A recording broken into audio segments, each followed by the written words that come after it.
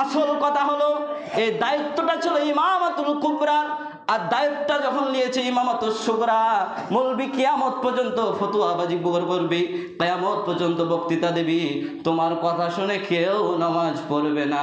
এবার আসেন ইমামাতুল কুবরা এবং ইমামাতুল সুগরা কারা জানার দরকার আছে কি নাই? তাহলে আমার সঙ্গে একটু রিপিট করতে হবে কথা। ইমামাতুল কুবরা হলো তারা, বলেন আমার সঙ্গে, মেম্বার, বলেন না আপনারা চান না, বলেন মেম্বার, চেয়ারম্যান, এমপি, মন্ত্রী, আর আর বুঝে নেন ওই পর্যন্ত নাই বললাম। আর ইমামাতুল সুগরা হলো তারা, আমার সঙ্গে সঙ্গে বলেন হুজুর, বলেন মুয়াজ্জিন, হুজুর, এবং সারা বাংলাদেশের বক্তাগণ, এরা হলো ইমামাতুল সুগরা।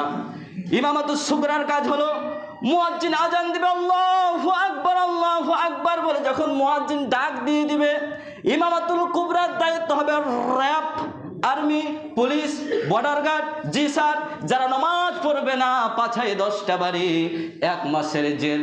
ওয়াল্লাহি আল্লাহর কসম করে বলি, আগামী কাল থেকে আপনি একটাও বেনামাজি ঢুরে পাবেন না। পাবেন না। দায়িত্বটা ছিল ইমামাতুল কুবরার, দায়িত্বটা নিয়েছে ইমামাতুল সুগরা। হুজুর কিয়ামত পর্যন্ত গলাবাজি করবি, তোর দ্বারা কখনোই কোনো মানুষ নামাজ পড়বে না।